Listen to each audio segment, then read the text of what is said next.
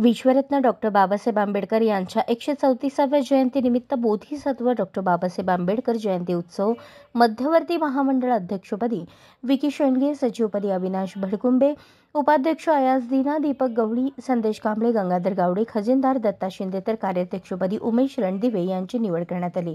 रविवार दिनांक 29 मार्च रोजी सायंकाळी विश्वरत्न डॉक्टर बाबासाहेब आंबेडकर यांच्या 134व्या जयंतीनिमित्त बोधिसत्व डॉक्टर बाबासाहेब आंबेडकर जयंती उत्सव मध्यवर्ती महामंडळ सोलापूर यांच्या वतीने डॉक्टर औदुंबर मस्के यांच्या अध्यक्षतेखाली नूतन पदाधिकारी निवडीची बैठक नार्थकोट प्रशालेच्या मैदानावर आयोजित करण्यात आली होती।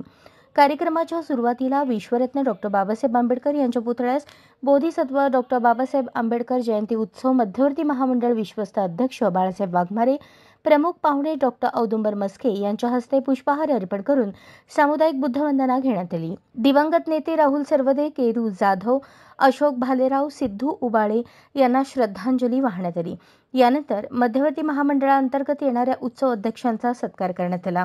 यावेळी पप्पू गायकवाड, रॉकी बंगाळे, अजित बनसोडे, विजयानंद उघडे, पंकज ढसाळ, उपाध्यक्ष मिलिंद प्रक्षाळे, रविकांत कोळेकर, सिद्धेश्वर पानगळे, शांतिकुमार नागटिळक, आर के कांबळे, यशवंत फडतरे, आशुतोष नाटकर, सुहास सावंत, विकी शेंडगे, ॲडव्होकेट शिवयोगी सिद्धगणेश, ॲडव्होकेट जयप्रकाश भंडारे, विक्रांत दुपारगोडे, विनोद वाघमारे, लखन भंडारे, ॲडव्होकेट विशाल मस्के, अश्विन सोनवणे, धम्मपाल मैंदर्गीकर, चाचा सोनवणे, महेश डोलारे, सर्वगोड, कुमार मस्के, अयाज दीना, बाबा गायकवाड आदी मान्यवरांची मंचावर उपस्थिती होती। एका नवऱ्याने आपल्या बायकोच्या मानसिक छळाला कंटाळून आत्महत्या केल्याची धक्कादायक घटना घडली आहे। शिलानंद तेलगोटे यांनी रविवारी गळफास घेऊन आत्महत्या केली। शिलानंद हे अकोला जिल्ह्यातील तेल्हारा तहसील कार्यालयाच्या अंतर्गत तलाठी म्हणून कार्यरत होते। माझ्या मृत्यूनंतर माझा चेहरा माझ्या पत्नीला दाखवू नये असे तेलगोटे म्हणाले। पोलिसांनी शिलानंद यांचा मृतदेह ताब्यात घेऊन शवविच्छेदनासाठी तेल्हारा ग्रामीण रुग्णालयात पाठवला आहे। या पोस्टमॉर्टम रिपोर्टवर पोलिसांचा पुढील तपास अवलंबून असेल। पत्नीने आपला छळ केल्याचा आरोप त्यांनी केलाय। त्यांनी आपले मृत्यूपत्रही तयार केले। यामध्ये त्यांनी आपली सर्व संपत्ती मुलाच्या नावावर केली आहे। तेलगोटे यांच्या व्हॉट्सअपवरच्या स्टेटसवरून आत्महत्येमागील कारण स्पष्ट झाले आहे। मी शिलानंद माणिकराव तेलगोटे वय 39 राहणार गाडेगाव रोड तेल्हारा दिनांक 30 मार्च 2025 रोजी आत्महत्या करत आहे। माझ्या मृत्यूला जबाबदार माझी पत्नी प्रतिभा तेलगोटे असून ती मला माझ्या मुलासमोर अश्लील शिव्या देते, मला वारंवार फाशी घे असे म्हणते। माझे पैसे तिचा भाऊ प्रवीण गायबोलेकडे असून त्यांना शेतीसाठी मी काही रक्कम दिली होती। सदर रक्कम मी लोन म्हणून काढली असून त्याचे व्याजासह रक्कम देणे अपेक्षित आहे, कारण माझ्या पगारामधून ती रक्कम कट होत आहे। माझा मृत्यू झाल्यास माझी शेवटची इच्छा आहे की माझे पोस्टमॉर्टम होईल तेव्हा माझा चेहरा माझ्या पत्नीला दाखवू नये, कारण आज मी 5 दिवस झाले जेवण केलेले नाही।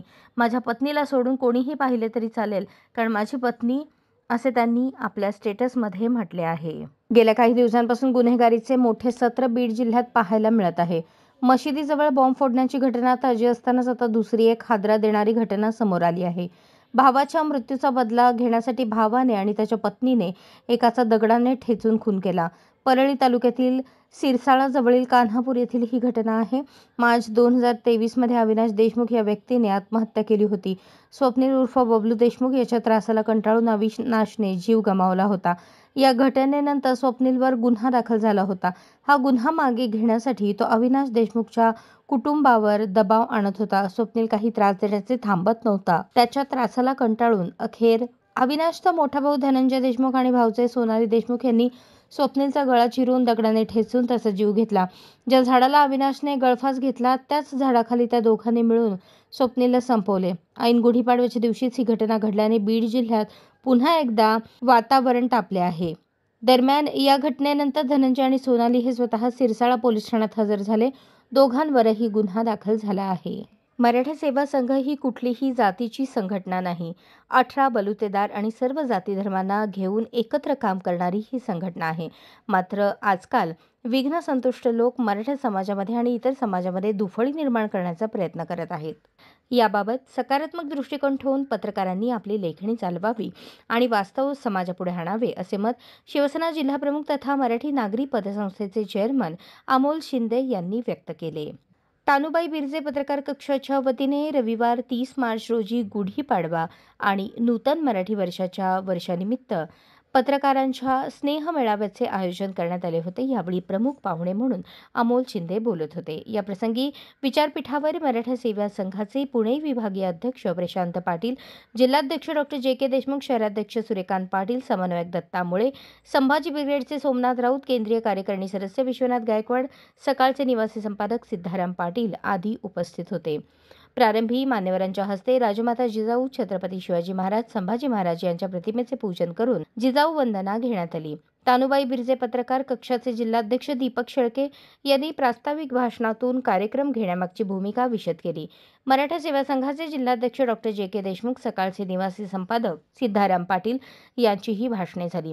प्रमोद बोडके यांनी सत्कार मूर्तींच्या वतीने सत्कारास उत्तर दिले। त्यानंतर विविध दैनिकांमध्ये, चॅनलमध्ये काम करणाऱ्या पत्रकार बांधवांचा उपस्थित मान्यवरांच्या हस्ते गौरव करण्यात आला। सकाळच्या निवासी संपादकपदी निवड झाल्याबद्दल सिद्धाराम पाटील आणि वैभव गाढवे यांची वृत्त संपादक झाल्याप्रित्यर्थ विशेष सत्कार करण्यात आला। सूत्रसंचालन लक्ष्मण महाडिक यांनी केले तर आभार उपाध्यक्ष सदाशिव पवार यांनी मानले। कार्यक्रम यशस्वी करण्यासाठी आर.पी. पाटील, प्रकाश ननावरे, राम माने, गोवर्धन गुंड, लिमराज जाधव यांनी परिश्रम घेतले। संभाजी ब्रिगेडच्या वतीने छत्रपती संभाजी महाराज चौकातील संभाजी महाराजांच्या पूर्णाकृती पुतळ्याजवळ भगवा ध्वजारोहण करून महामानवांच्या विचारांच्या पुस्तकांचे पूजन करून परिवर्तनवादी शिवगुढी उभारण्यात आली। बहुजन समाज प्रस्थापितांनी लादलेल्या रूढी झुगारून देत कात टाकत आहे आणि नवविचाराचे स्वागत करून अंगीकार करत आहे।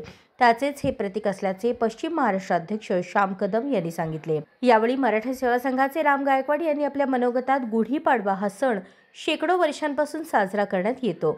त्याकाळी भगव्या पताका उभारण्यात येत असे, पण संभाजी महाराज यांच्या हत्येनंतर या गुढीचे स्वरूप बदलण्यात आले। वारकरी संप्रदायाची गुढी भगव्या रंगाची आहे। बुद्धांनी भगव्या रंगाचे चिवर निवडले। छत्रपती शिवाजी महाराज, छत्रपती संभाजी महाराज यांचा ध्वज भगव्या रंगाचा आहे। भगवा ध्वज ही भारतीयांची अस्मिता आहे। भगवा ध्वज ही भारतीयांची परंपरा आहे। त्यामुळे आपल्या घरावर भगवी पताका लावून संभाजीराजांना अभिवादन करून भगव्या रंगाच्या ध्वजाचीच गुढी उभारावी, हाच खरा गुढीपाडवा आहे, असे आवाहन केले।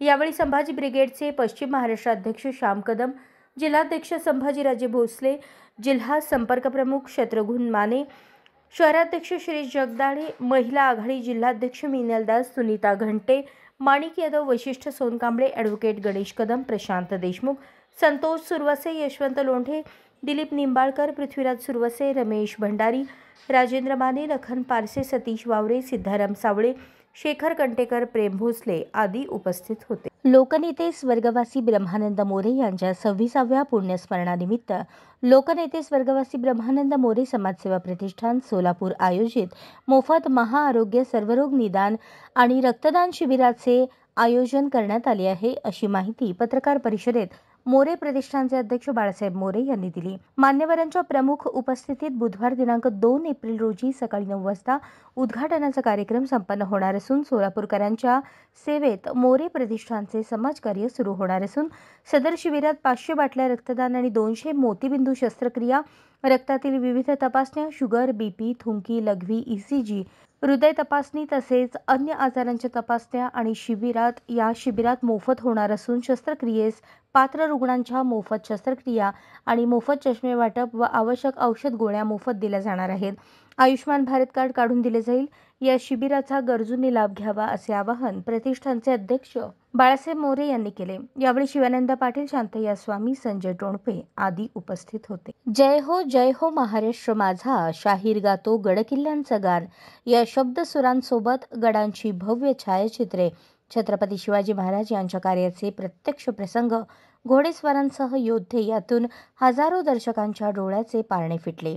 महाराष्ट्र राज्य सांस्कृतिक कार्य संचालनालयाच्या वतीने शनिवारी गडगर्जना हे महानाट्य हरिभाई देवकरण प्रशालेच्या मैदानावर सादर झाले। शिवनेरी किल्ल्यावर शिवजन्मापासून महानाट्य सुरू झाले। रायरेश्वरांच्या शपथेपासून ते तोरणा किल्ला घेऊन सुरू झालेल्या स्वराज्याचा प्रवास पुढे शाहिरांच्या गाण्यांवर रसिकांच्या समोर उभा राहत होता। व्यासपीठावर छत्रपती शिवाजी महाराज व मावळ्यांनी अभिनयातून स्वराज्यातील प्रत्येक प्रसंग साकारला। व्यासपीठाच्या भव्य पार्श्वभूमीवर प्रत्येक किल्ला रसिकांना प्रसंगासह पाहायला मिळत होता। शाहीर प्रत्येक प्रसंगाचे वर्णन डफावर थाप मारून शौर्यरस नाट्यात भरला. स्वराज्याची शपथ, पुरंदरचा लढा, सिंहगडची लढाई, मुरारबाजीचे शौर्य असे कित्येक प्रसंग दर्शकांना मंत्रमुग्ध करत होते. आग्र्याहून सुटकेचा प्रसंग मिठाईच्या पेटाऱ्यातून साकारला गेला. शाहिस्तेखानास पठावरील किल्ला घेण्यास तब्बल 55 दिवस लागल्यावर तो डोंगर माथ्यावर येणारच नाही हे मावळ्यांनी अचूक हेरले. छत्रपती शिवाजी महाराजांनी त्याची बोटे छाटल्यानंतर तो लाल महालातून पळाल्याचा प्रसंग अप्रतिम ठरला. 5,000 सैन्यांचा पगार घेऊन फक्त 1,000 सैनिकांना सोबत घेऊन आळसाने जगत होता याची बातमी हेरांनी आणली. छत्रपती शिवाजी महाराजांनी सुरत लुटून शाहिस्तेखानाच्या आक्रमणाचा चोख बदला घेतला. गड आला पण सिंह गेला. लग्नाचे अवतान आणणाऱ्या तानाजी मालुसरेने मुलाचे लग्न बाजूला ठेवून दिलेल्या बलिदानाने डोळ्यात पाणी उभे राहिले. या निमित्ताने चिपळूण जवळील कंजाळगड विश्रांतीसाठी घेतलेला प्रसंगासाठी प्रत्यक्ष घोडेस्वार व्यासपीठावर दाखल झाले. या प्रसंगाने सोलापूरकर मंत्रमुग्ध झाले.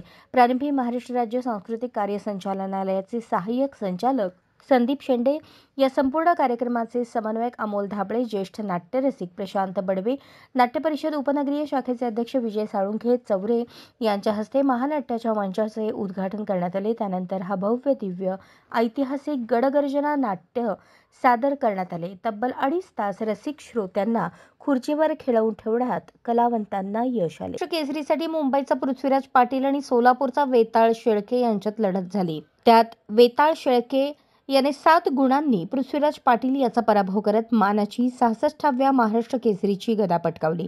अंतिम लढतीतील पहिल्याच हाफमध्ये वेताळ शेळकेने 5 गुण घेत आघाडी घेतली तर पृथ्वीराज पाटील याला 1च गुण घेता आला. त्यानंतर वेताळ शेळकेने आणखी 2 गुण घेत 7 गुणांची आघाडी घेतली. कर्जत येथे महाराष्ट्र कुस्तीगीर परिषदेच्या वतीने महाराष्ट्र केसरी कुस्ती स्पर्धा आयोजित करण्यात आली होती. आमदार रोहित पवार स्पर्धेचे संयोजक होते. अंतिम कुस्तीसाठी ज्येष्ठ नेते शरद पवार, प्रदेशाध्यक्ष जयंत पाटील, खासदार धैर्यशील मोहिते, खासदार निलेश लंके, आमदार जितेंद्र आव्हाड, माजी मंत्री हर्षवर्धन पाटील उपस्थित होते. या स्पर्धेत पैलवानांनी सहभागी होऊ नये, त्यांच्यावर कारवाई केली जाईल असा इशारा महाराष्ट्र कुस्तीगीर संघाने दिला होता. त्या इशाऱ्याकडे दुर्लक्ष करत अनेक पैलवान स्पर्धेत सहभागी झाले. नगरमधील महाराष्ट्र केसरी स्पर्धेत पंचाला लाथा मारल्यामुळे वादग्रस्त ठरलेला शिवराज राक्षेही सहभागी झाला होता. दरम्यान याही कुस्ती स्पर्धेमध्ये सर्वांचेच लक्ष लागून राहिलेल्या राक्षे यांच्या विरुद्ध पृथ्वीराज पाटील अशी सेमी फायनल झाली. मात्र यात राक्षेचा पराभव करत पाटील याने फायनलमध्ये धडक मारली. फायनलमध्ये पाटील याच्या विरुद्ध सोलापूरचे शेळके यांच्यात सामना झाला. या सामन्यात शेळके यांनी पाटील यांना मात देत महाराष्ट्र केसरी होण्याचा मान पटकावला.